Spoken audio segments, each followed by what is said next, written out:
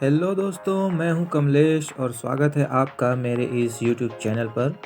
दोस्तों, आज इस वीडियो में हम कन्वेयर बेल्ट के आइडलर्स के बारे में जानेंगे कि आइडलर्स क्या होते हैं, आइडलर्स क्यों लगाते हैं, ये क्या काम करते हैं और ये कितने प्रकार के होते हैं। तो बने रहिए मेरे साथ वीडियो के अंत तक। और अगर वीडियो पसंद आए तो प्लीज़ लाइक, शेयर और सब्सक्राइब करना ना भूलें। तो चलिए वीडियो को स्टार्ट करते हैं।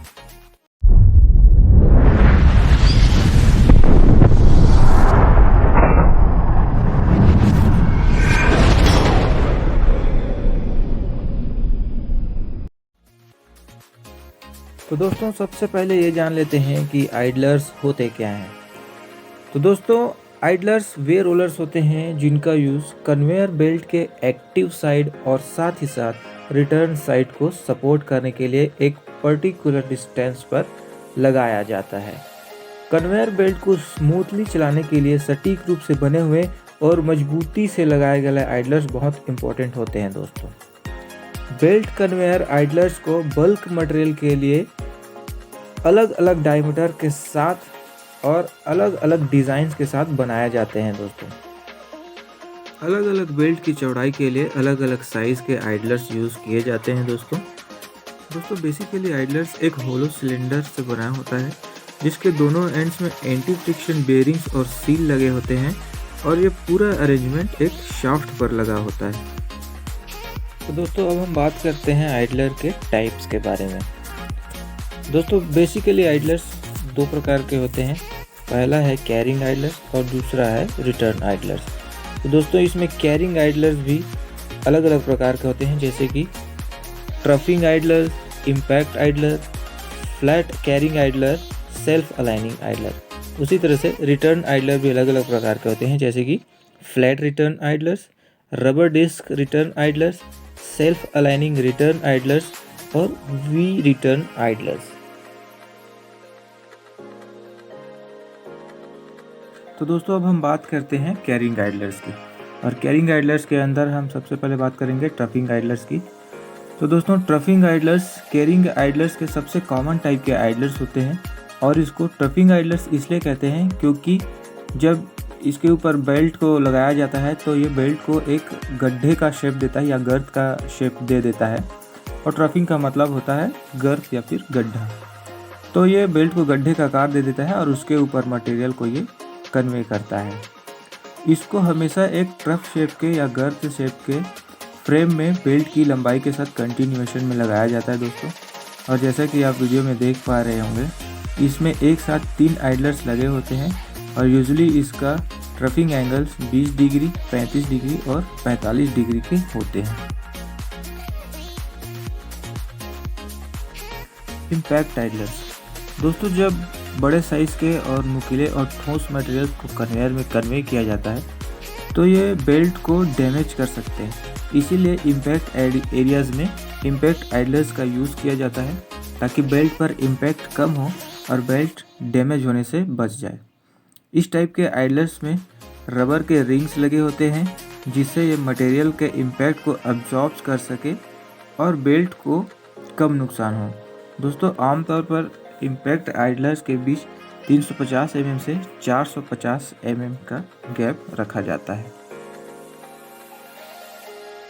Flat carrying idlers. दोस्तों, इस टाइप के आइडलर्स का यूज़ अक्सर हाई स्पीड फ्लैट बेल्ट पर मटेरियल को कन्वे करने के लिए किया जाता है और इसी में अगर बड़े साइज़ के मटेरियल या कठोर मटेरियल को कन्वे किया जाता है तो वहाँ पर इम्पैक्ट फ्लैट बेल्ट आइडलर्स का यूज़ किया जाता है।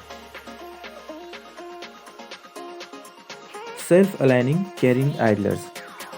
दोस्तों, कन्वेयर बेल्ट में मटेरियल को ओवरफ्लो होने से रोकने के लिए सबसे ज़रूरी होता है कि हमारा बेल्ट मिस अलाइनमेंट होकर ना चले। इसी बात को ध्यान में रखते हुए आइडलर रोलर्स को इंस्टॉल करते समय एक सेल्फ अलाइनिंग आइडलर ग्रुप को इंस्टॉल किया जाता है जो कि बेल्ट के कैरिंग साइड को सही अलाइनमेंट में चलाने के लिए मदद करता है। सेल्फ अलाइनमेंट रोलर को यूजुअली 100 से 150 फीट के इंटरवल में इंस्टॉल किया जाता है और इसका भी ट्रफिंग एंगल 20 डिग्री, 35 डिग्री और या फिर 45 डिग्री का हो सकता है। तो दोस्तों अब हम बात करते हैं रिटर्न आइडलर्स की। इसमें पहला है फ्लैट रिटर्न आइडलर्स।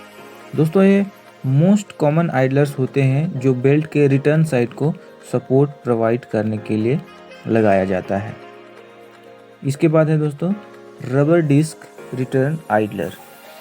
दोस्तों इस टाइप के आइडलर्स का यूज़ चिपचिपे और गीले मटेरियल्स को कन्वे करने के लिए किया जाता है। इसमें रबर के डिस्क लगे होते हैं जो मटेरियल को बेल्ट में चिपकने नहीं देता। अगला है सेल्फ अलाइनिंग रिटर्न आइडलर्स। इस टाइप के आइडलर्स का यूज़ बेल्ट के रिटर्निंग साइड को मिस अलाइन होने से बचाने के लिए किया जाता है, ताकि कन्वेयर बेल्ट और स्ट्रक्चर को डैमेज होने से बचाया जा सके, और इसको भी 100 से 150 फीट के अंतराल में ही लगाया जाता है।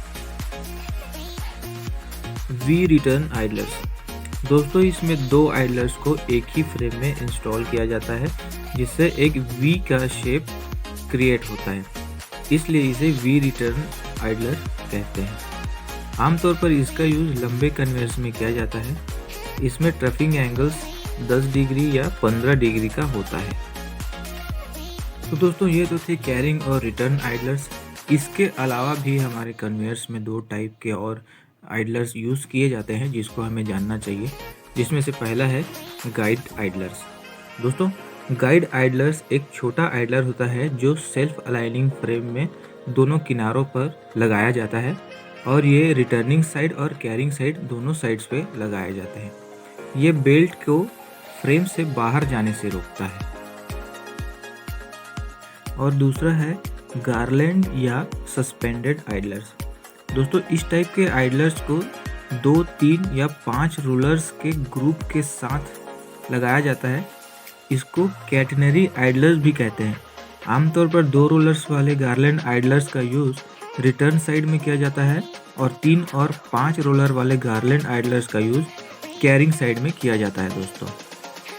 और बाकी आइडलर्स और इस वाले आइडलर्स में मेन डिफरेंस ये है दोस्तों कि इसको किसी फ्रेम में फिक्स नहीं किया जाता है, बल्कि इसको किसी हुक या चेन की सहायता से लटकाया जाता है, इसलिए इसको सस्पेंडेड आइडलर भी कहते हैं।